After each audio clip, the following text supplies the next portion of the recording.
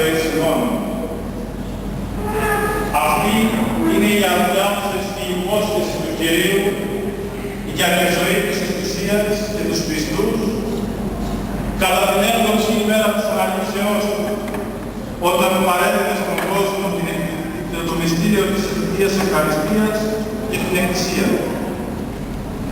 Και η υπόσχεσή του ότι δεν θα μας εγκαταλείψει ποτέ. Και ο Κύριος, αγαπητοί μου αδελφοί, είναι παρόν στη ζωή μας. Είναι παρόν από την ώρα που θα γεννηθούμε ως την ημέρα που θα φύγουμε από αυτόν τον κόσμο. Του πρώτου λαού της Παντοβασίλισσας, κοντά στα πετραχίλια, αλλά και στην αγάπη των τότε ιερέων, οι οποίοι είδαν την ιεραρχική του κλίση και καλλιέργησαν αυτό το χάρισμα του Θεού στην καρδιά του.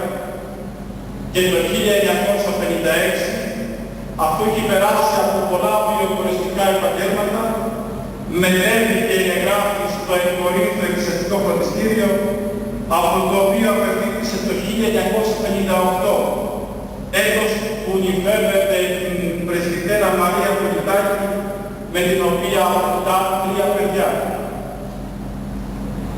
Ο μακαριστός Μητροπολίτης Αττικής και Μεγαλύτερος, Ιάκωβος Παπανάστος, τον χειροτονεί διάκονο και ιερέας Θεανία στις αρχές του 1959 και τον τοποθετεί εφημέριον εδώ, στον Πάρσευτο Ναό της Πρωτοβασίλισσας.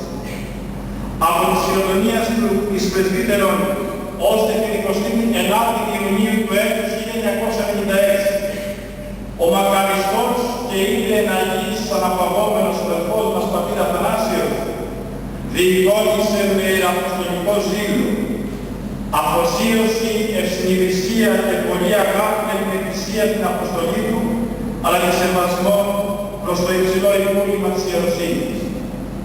Επί 37 χρόνια ο πατέρας Αθανάσιος αφιέρωσε τη ζωή του στη διακονία αυτής της ενορίας των πιστών, απλοϊκών, ευγενικών και ευσεβών ανθρώπων, οι οποίοι τον αγάπησαν υπερβαλλόντως, αλλά και τους οποίους και εκείνος αγάπησε και διεικόνησε με αφοσίωση, ιεραποστολικό ζήλο και αυτοπάτηση.